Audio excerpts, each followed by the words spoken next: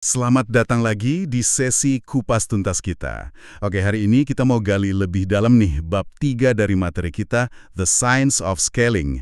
Judulnya aja udah lumayan nendang ya. Jadilah lebih jujur pada diri sendiri dan berhenti melakukan hal yang salah lebih cepat. Mhm. Ini kan ngomongin ide yang kelihatannya simple tapi prakteknya susah banget. Tapi penting, soal gimana kejujuran radikal ke diri sendiri plus berani stop yang nggak jalan, itu malah bisa bikin kita cepat nyampe tujuan besar. Betul. Nah, kita bakal bedah nih konsep kuncinya, contoh-contohnya juga, biar Anda semua paham kenapa langkah penting buat scaling itu justru startnya dari naikin standar minimum, atau yang disebut lantai alias floor. Iya, tepat sekali. Konsep utamanya yaitu menaikkan lantai Anda. Jadi ingat kutipan Tony Hsieh kan, pendiri Zappos yang disebut juga di sini. Oh ya, yang soal karakter dan budaya itu ya? Nah, itu dia. Bagi individu, karakter adalah takdir. Bagi organisasi, budaya adalah takdir. Lantai ini maksudnya standar minimum yang kita tolerir. Soal performa, perilaku, akuntabilitas, kualitas itu sering banget jadi penghalang terbesar buat scaling. Jadi bukan cuma soal visinya aja ya? Bukan cuma itu, banyak yang fokus bikin visi setinggi langit, tapi lupa ngecek pondasinya. Lantainya kuat nggak? Kalau standar minimumnya kerendahan, ya kayak bangun gedung tinggi di atas rawa, pasti ambles kan? Masuk akal, masuk akal. Jadi ini soal kapasitas dasarnya dulu gitu. Oke, nah di bab ini ada analogi yang langsung, wah ini dia nih, Zion Williamson, atlet basket NBA, potensinya kan gila-gilaan ya. Iya, potensinya besar banget. Tapi ya itu, karirnya sering kesendat masalah dasar. Jaga kondisi fisik biar prima terus, disiplin diet, hal-hal yang mestinya jadi lantai buat atlet pro kan. Standar minimumnya lah ya. Betul. Ini contoh klasik. Potensi selangit, tapi lantainya goyang. Ini jadi bikin kita mikir juga ya, seberapa sering sih kita lihat yang kayak gini?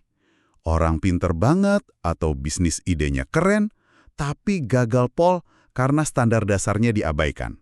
Kayaknya sering ya. Sering banget. Dan ini langsung nyambung ke inti masalah di bisnis. Kayak kata Garnet Morris, teman penulis buku ini, yang katanya nyaris jadi miliarder. Oh ya, apa katanya? Menurut dia, alasan utama orang atau bisnis gagal scale itu bukan karena kurang ide atau kesempatan, tapi karena mereka kejebak bohongin diri sendiri terus-menerus. Bohong soal apa tuh? Ya, bohong soal kinerja aslinya gimana, bohong soal akibat dari tindakan mereka. Kadang malah bohong soal tujuan mereka sebenarnya apa. Denial gitu ya. Bisa dibilang gitu. Sumber ini juga pakai analogi kuat dari kisah Esau dan Yakub. Esau kan demi kepuasan sesaat, cuma semangkuk sup kacang merah. Iya. Nuker harta selonggannya ya? Betul. Dia tukar potensi jangka panjangnya demi kenyamanan jangka pendek. Nah, ini metafora bagus. Banyak bisnis demi nggak mau hadapin omongan sulit atau keputusan nggak enak atau cuma pengen nyaman aja, malas keluar dari zona nyaman lah ya. Persis. Mereka secara nggak sadar nuker potensi scaling dirinya dengan sup kacang merah jangka pendek. Ketidakjujuran sama diri sendiri yang bikin lantainya tetap rendah.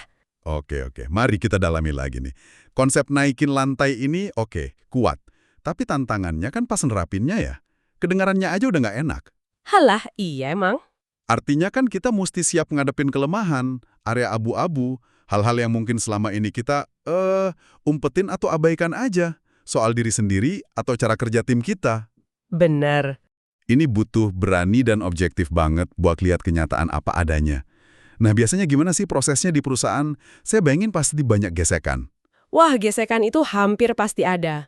Prosesnya sering nggak nyaman, nggak populer malah untuk jangka pendek. Di Sumber ada studi kasus bagus banget soal Smarsh. Smarsh, perusahaan apa tuh? Itu perusahaan software buat compliance sama surveillance data komunikasi. Jadi mereka bantu perusahaan lain, terutama di sektor finansial, buat arsipin sama monitor komunikasi elektronik sesuai aturan gitu. Oke. Terus masalahnya apa? Nah, Smarsh ini tadinya sukses. Tapi pas diakuisisi perusahaan gede, fokusnya jadi buyar. Mereka coba layanin terlalu banyak pasar, terlalu banyak tipe klien, jadi nggak efisien operasinya. Disitulah Kim Goodman masuk jadi CEO baru. Nah, terus apa langkah dia buat naikin lantai Smarsh? Pasti nggak gampang ya? Langkahnya tegas banget, bisa dibilang radikal waktu itu. Dia mulai dengan potong hampir 20% karyawan. Wow, 20%. Gede itu. Gede banget. Pasti kaget kan banyak orang, tapi Goodman lihat ada inefisiensi besar yang kelewat mata di balik jumlah staf yang banyak itu. Dia juga nggak ragu buat eliminasi vendor yang kerjanya jelek, terus tutup kantor cabang yang nggak produktif, cuma nambah biaya doang. Berani banget ya, bersih-bersih internal gitu. Iya, kayak bersihin kerak yang bikin operasional dasar jadi lambat. Motong staf, tutup kantor, itu udah langkah besar. Terus hubungan sama klien gimana? Kan seringnya perusahaan takut kehilangan klien, apalagi yang gede. Nah, ini juga bagian penting dari strategi Goodman. Dia nggak cuma fokus ke dalam, tapi juga proaktif negosiasi ulang hubungan sama klien-klien gede mereka. Oh, diapain tuh hubungannya? Mikir, wah untung dapat bisnis dari klien ini. Jadi, kita ini mitra setara loh, kita kasih nilai penting, jadi kita harap kemitraan yang adil dan awet. Jadi lebih tegas gitu ya posisinya. Betul, dia ngomong terang-terangan ke klien, bilang kalau Smarsh perlu jalanin sistem yang lebih rapi, standar lebih tinggi, biar bisa kasih layanan lebih bagus ke depan. Artinya, klien juga perlu ikut adaptasi sama proses baru Smarsh. Wah, ada risiko kehilangan klien dong kalau gitu. Pasti ada. Risiko kehilangan klien yang nggak mau berubah atau nggak nyaman sama standar baru. Tapi Goodman berani ambil risiko itu. Itu langkah berani banget sih. Jadi, prinsip dibalik semua keputusan sulit ini apa sebenarnya? Apa sih yang mau dicapai Goodman dengan naikin lantai Smarsh ini? Tujuannya jelas banget. Secara fundamental ningkatin tingkat kedewasaan, maturity, akuntabilitas, sama kapabilitas operasional di semua lini Smarsh.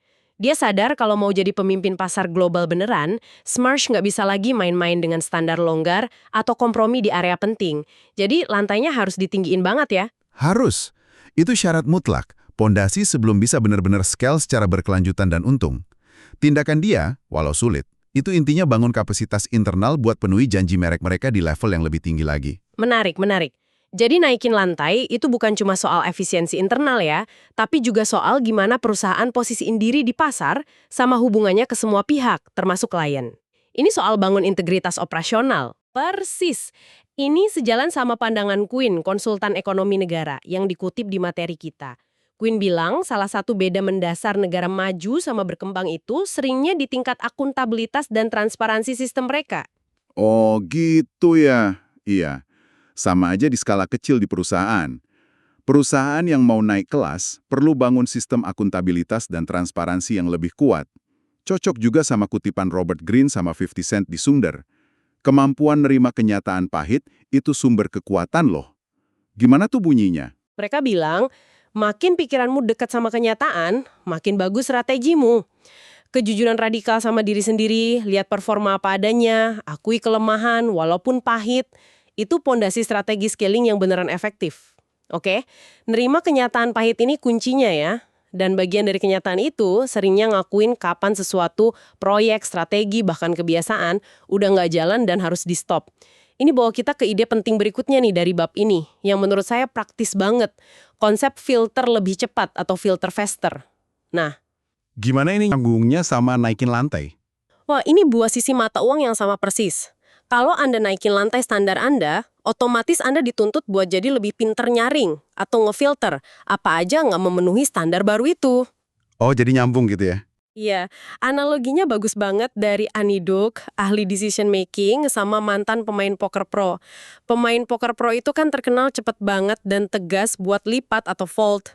Buang kartu di tangan yang jelek atau potensinya kecil. Nggak ragu buang kartu jelek ya? Nggak ragu sama sekali, mereka lepasin aja investasi awal chip yang udah masuk kalau kartu berikutnya nggak oke.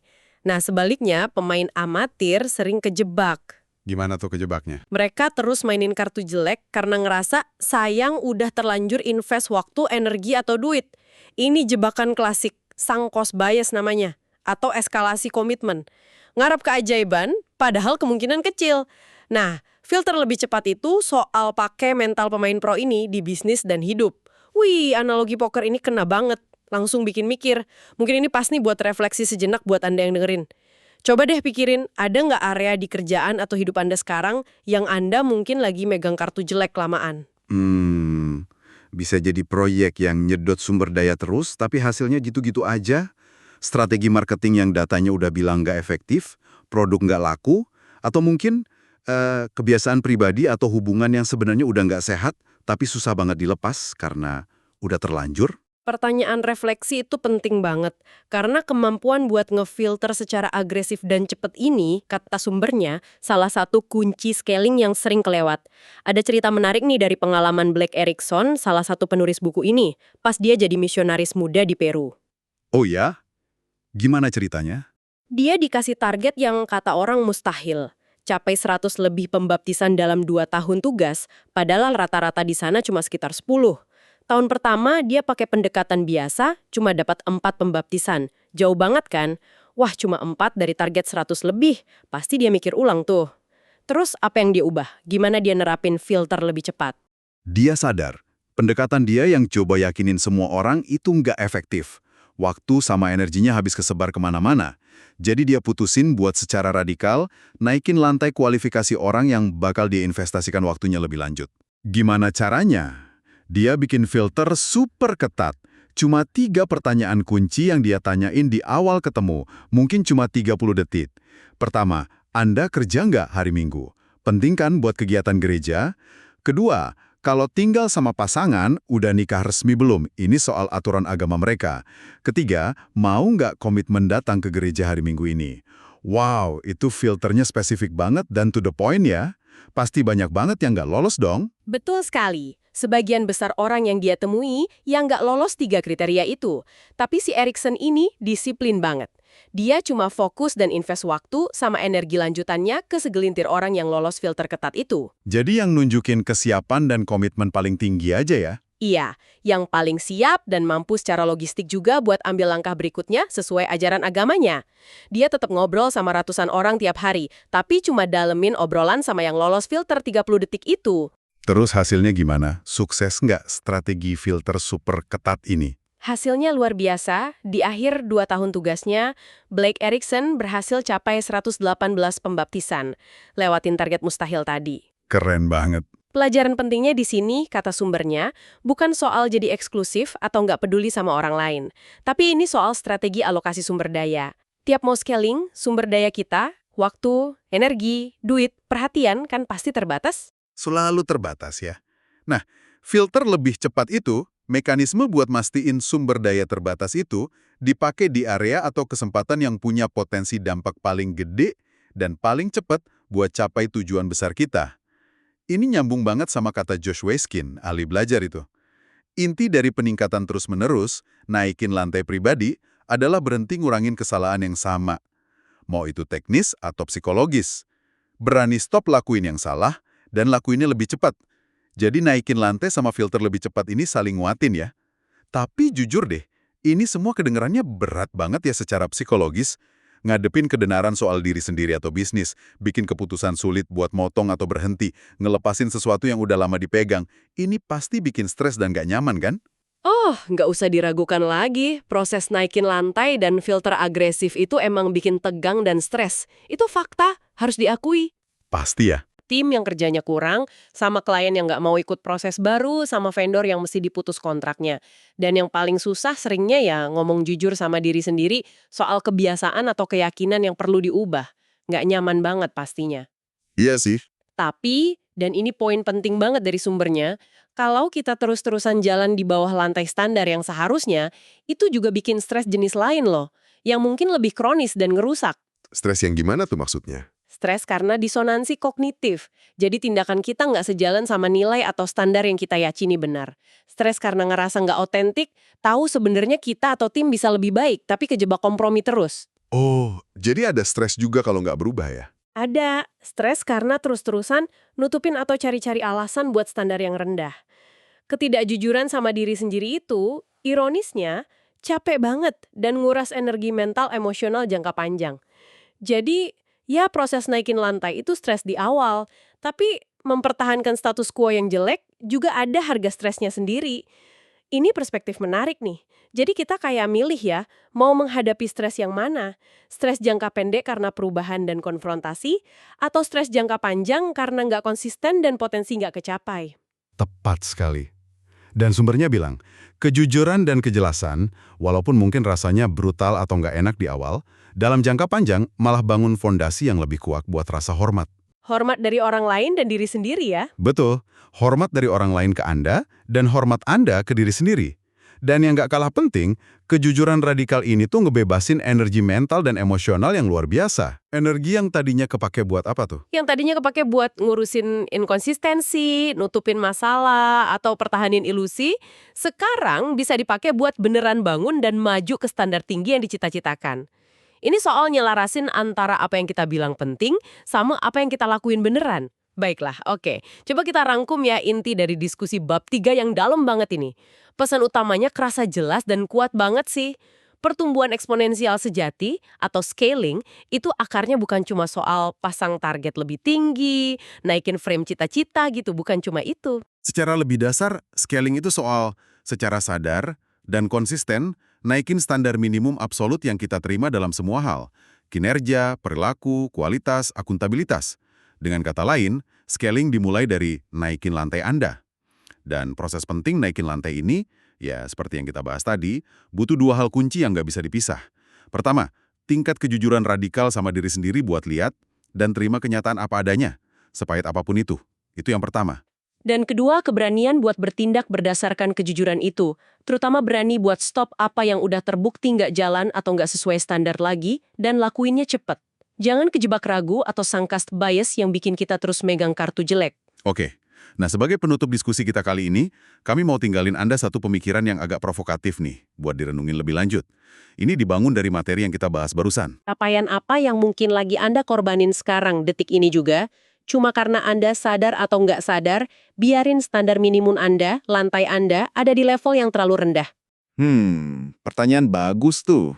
Apa satu hal spesifik di hidup atau kerjaan Anda sekarang bisa jadi kebiasaan, proyek mandek, hubungan toksik, produk gagal, cara mikir lama, atau standar kualitas yang sering Anda kompromikan, yang kalau Anda berani stop hari ini dengan jujur dan berani secara radikal, bakal jadi akselerator terbesar buat kemajuan Anda, ketujuan terbesar Anda? Wah, pertanyaan reflektif yang kuat banget buat dibawa pulang ya. Terima kasih banyak sudah menyimak sesi kupas tuntas kita. Semoga obrolan soal pentingnya jujur radikal dan berani naikin lantai ini kasih Anda wawasan baru dan semangat buat mulai bangun pondasi yang lebih kokoh buat pertumbuhan Anda ke depan. Sampai jumpa di pembahasan berikutnya.